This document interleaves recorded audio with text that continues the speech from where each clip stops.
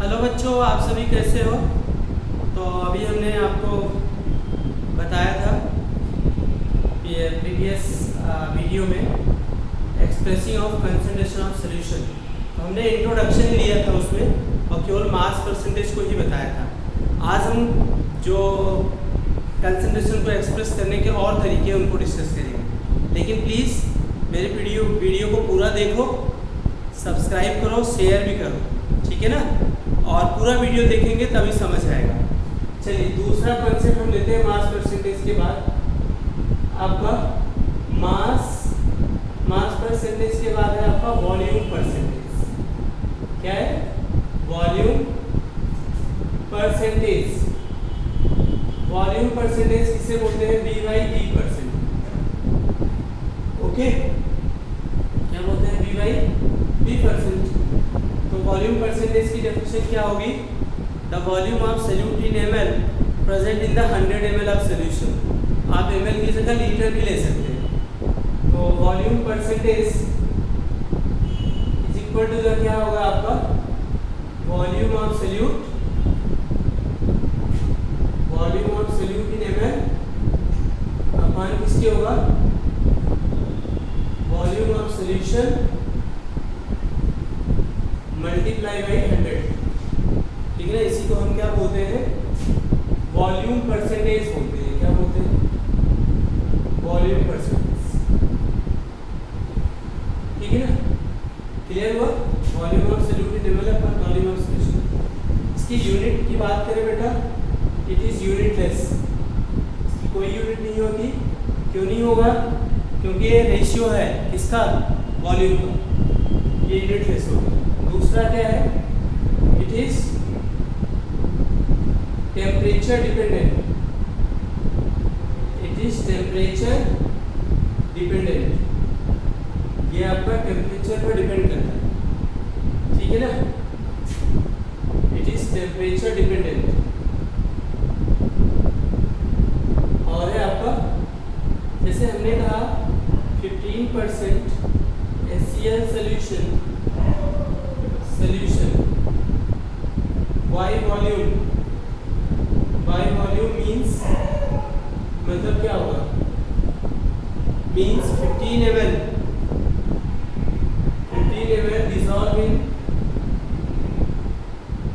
dissolve in 100 ml of solution। ठीक है ना। ये आपका वॉल्यूम परसेंटेज था। क्या होगा volume percentage? The volume of solute in ml present in the 100 ml of solution is known as volume percentage। Okay. उसके बाद है बेटा आपका मास by volume percentage. Mass by volume percentage, इसको रिप्रेजेंट करते हैं W/V%। किससे रिप्रेजेंट करते हैं? W/V%। ध्यान रखिएगा। तो इसमें क्या करें? इसकी डेफिनेशन क्या है? Mass of solute in gram present in the 100 ml of solution. Mass of solute in gram present in the 100 ml of solution is known as mass by volume percentage. यहाँ क्या होगा आपका?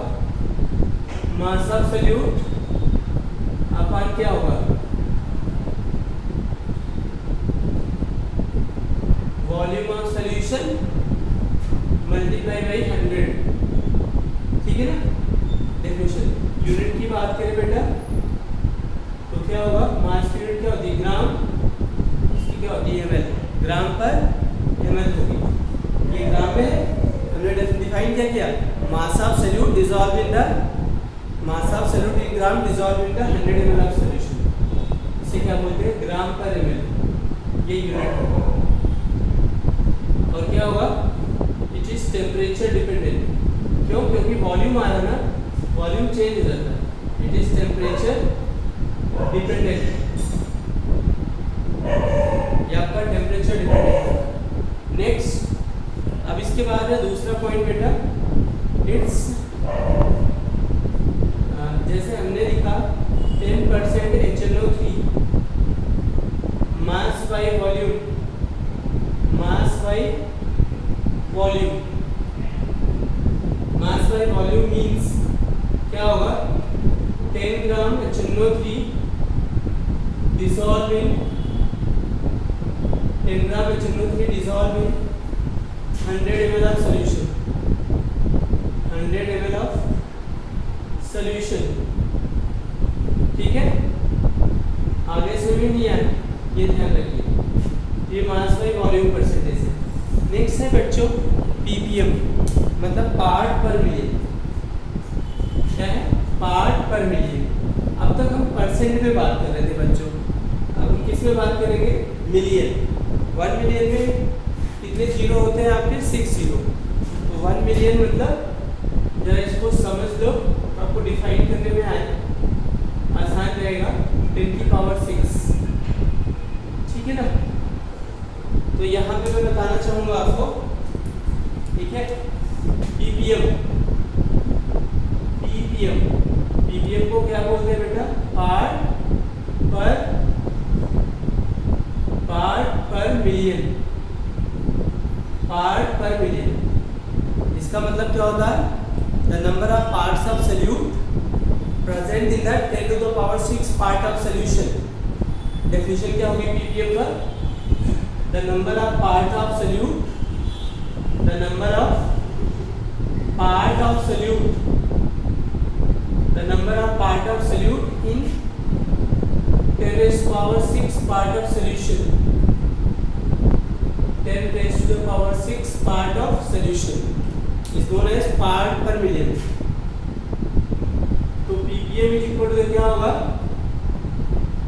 number of parts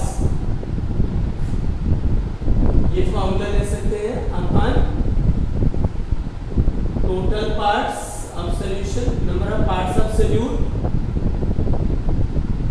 यहाँ पे क्या होगा total parts of solution multiply 10 की power 6 इसको क्या बोलते हैं ppm बोलते हैं ठीक है। अच्छा मैं एक चीज बताऊं in terms of mass ppm को mass और वॉल्यूम दोनों टर्म्स में बता सकते हैं आप। in terms of mass ppm is equal to क्या होगा मास ऑफ सॉल्यूट क्या बेटा मास ऑफ सॉल्यूट अपन क्या होगा in terms of mass of solute into mass of solution into 10 की पावर 6 टू 10 की पावर 6 होगा ठीक है ना। अच्छा अब इसकी यूनिट की बात करें बेटा तो it is ratio of the mass तो इट इज यूनिटलेस। ये क्या होता है आपका यूनिटलेस। उसके बाद क्या है it is unitless it is temperature independent temperature independent होता है। और क्या है जैसे हमने बोला 15 ppm by mass 15 ppm by mass इसका मतलब क्या है पता है 15 gram of solute 15 gram of solute dissolve in 15 gram of solute dissolve in 10 raised to power 6 gram of solution. इसका मतलब ये हुआ दो चीजें इससे इंटरप्रेट करने को मिला मास ऑफ सॉल्यूट मिल जाएगा और मास ऑफ सॉल्यूशन मिल जाएगा। अच्छा इसी को इन टर्म्स ऑफ किसके करें बेटा वॉल्यूम के टर्म में फाइंड करें ppm को हम क्या करेंगे वॉल्यूम के टर्म में फाइंड करें b in terms of volume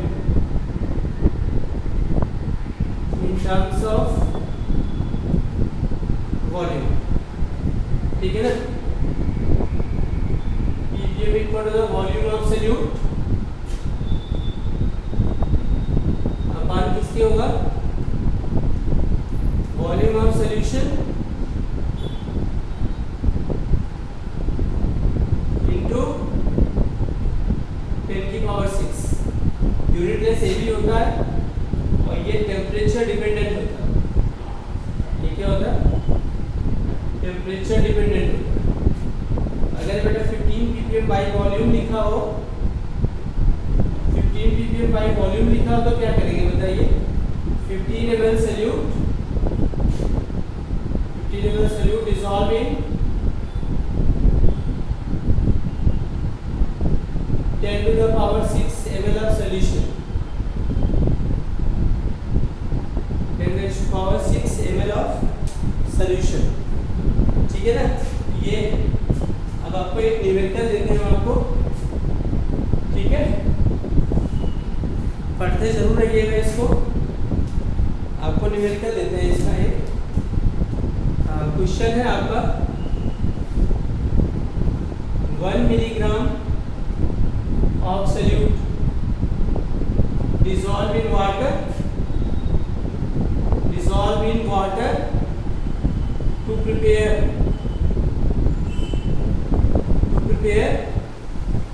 10,000 gram of solution, 10,000 gram of solution। 1 milligram of solute dissolved in water to prepare 10,000 gram of solution। Express the concentration in ppm। Express the concentration in ppm। Concentration को किस में express करिए? ppm में express करिए। तो अगर हम बात करें बच्चों, मास ऑफ सॉल्यूट यहाँ पे कितना है? Mass of solute 1 milligram. 1 milligram means 10 की power minus 3 gram. Okay, mass of solution क्या है? बोलो। मास ऑफ सॉल्यूशन बच्चों 10 की पावर 4 ग्राम। ओके, 10,000 मतलब क्या होगा? 10 की power 4 gram. You have to find the mass ppm। ppm कैसे फाइंड करेंगे बताइए? मास ऑफ सॉल्यूट अपॉन किसके होगा? मास ऑफ सॉल्यूशन इंटू 10 की पावर 6 इंटू क्या होगा? 10 की पावर 6। ठीक है? तो मास ऑफ सॉल्यूट कितना है बताइए? 10 की power minus 3। Mass of solution 10 की पावर 4, 10 की पावर 6 ऊपर गया बेटा, ये +4 से -4 तो 10 की पावर -1 ppm आ गया, मतलब 0.1 ppm। ये हो गया आपका क्वेश्चन। सॉरी, अच्छा तबीयत खराब है, फिर भी मैं ये वीडियो बना रहा हूँ जिससे आपकी कंटिन्यूटी रहे। ठीक है, आप पढ़ते रहे। एक क्वेश्चन और है, a sample of drinking water. Question और है आपका, a sample of drinking water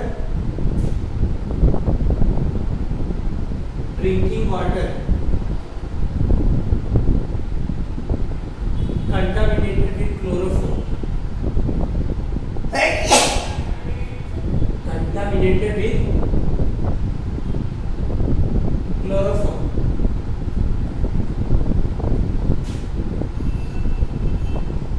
contaminated with क्या होगा? क्लोरोफॉर्म। ठीक है, concentration of chloroform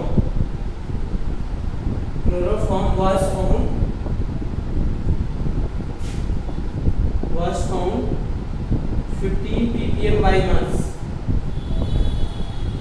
15 ppm by mass। Express the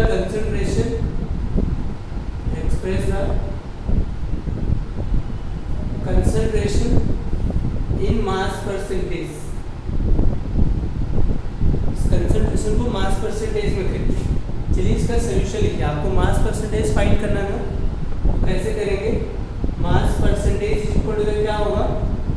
mass of solute किसके होता है बेटा? मास of solute upon mass of solution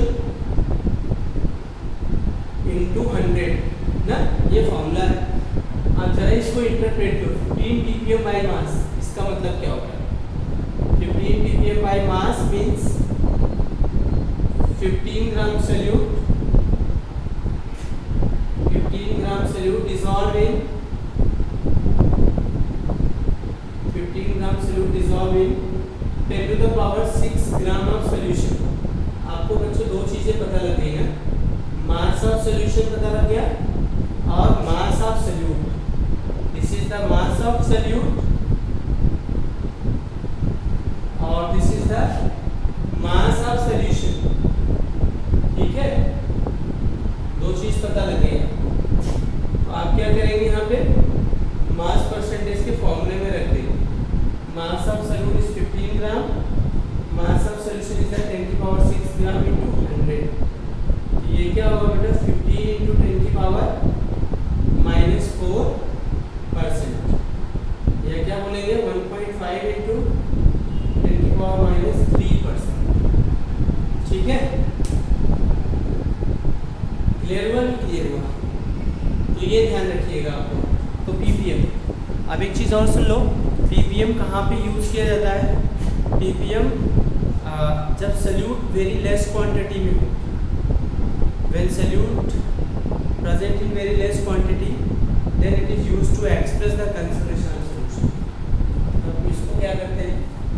concentration को एक्सप्रेस करने के लिए रिप्रेजेंट करते हैं। ठीक है बच्चा लोग, समझ आ रहा ना? आप लोग जल्दी जल्दी सब्सक्राइबर बढ़ाइए जिससे मैं लाइव क्लास ले पाऊँ। ठीक है ना? ठीक है ना? आप क्लास डेली भी ज्वाइन कर सकते हैं। लाइव क्लास एक टाइम लिया करूँगा डेली। नेक्स्ट है बेटा, उसके बाद आता है मोल फ्रैक्शन। मोल फ्रैक्शन को बच्चों बोलते हैं काई से रिप्रेजेंट करते हैं। किससे? काई से। दरअसल इसकी डेफिनेशन क्या है? The ratio of number of moles of any component to the total number of moles in solution is known as mole fraction. जैसे आप फ्रैक्शन निकालते हो किसी क्लासरूम का, क्लासरूम मान लीजिए 40 स्टूडेंट है, उसमें 25 स्टूडेंट बॉयज़ हैं और 25 और 15 स्टूडेंट उसमें गर्ल्स हैं। तो गर्ल्स का फ्रैक्शन क्या होगा? 15/40 और बॉयज़ का फ्रैक्शन क्या होगा? 25/40। Similarly solution containing the two component solute and solvent, solution containing the two component solute and solvent। तो सल्यूट का कंपोनेंट क्या, सल्यूट का मोल फ्रैक्शन क्या होगा? Number of moles of solute upon total number of moles in solution. फिर solvent का mole fraction क्या होगा? Number of moles of solute upon total number of moles in solution. यहाँ पे मैं मोल फ्रैक्शन को बात करूँ, equal to the number of moles of solute, number of क्या होगा? Moles of solute upon total number of moles of any component. General formula, any component upon क्या होगा? Total number of moles, total number of moles, ये formula होगा। अच्छा, अगर मैं आपको बताऊं let a binary solution, let a binary solution, let a binary solution having two component ना, two component A and B, A and B, their number of moles,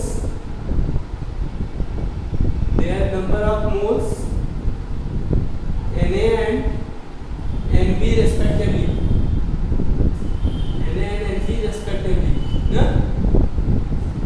the number of moles Na and Nb respectively. तो total number of moles क्या होगा बेटा? बोलो, total number of moles is equal to Na plus Nb होगा। ठीक है ना। अब हम बात करें mole fraction of component A, mole fraction of component A मतलब x A is equal to क्या होगा, number of moles of component A upon total number of moles.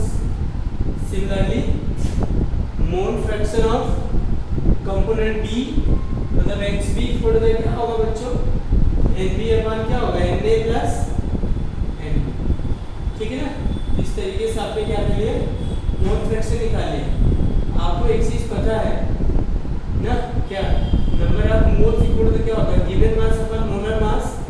या इस फार्मूले में क्या लिख सकते हैं, W A upon M A upon W A upon M A plus W B upon M B.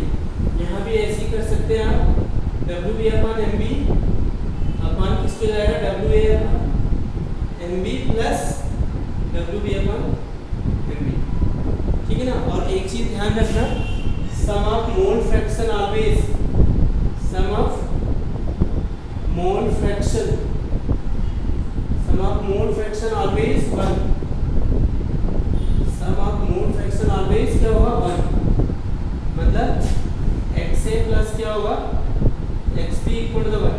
In general अगर हम बात करें बेटा, इन जनरल एक से ज्यादा कंपोनेंट हो, x a plus x b plus x c plus x n equal to 1। अच्छा एक चीज ध्यान रखना, it is temperature, it is temperature क्या होगा, इंडिपेंडेंट, ये टेम्परेचर पे डिपेंड नहीं करता। ठीक है ना। और सम ऑफ मोल फ्रैक्शन ऑलवेज क्या होगा 1। तो प्लीज बी रिमेंबर, इतना पढ़ के रखिएगा, इस पर क्वेश्चन सॉल्व करिएगा मोल फ्रैक्शन पर। Thank you very much.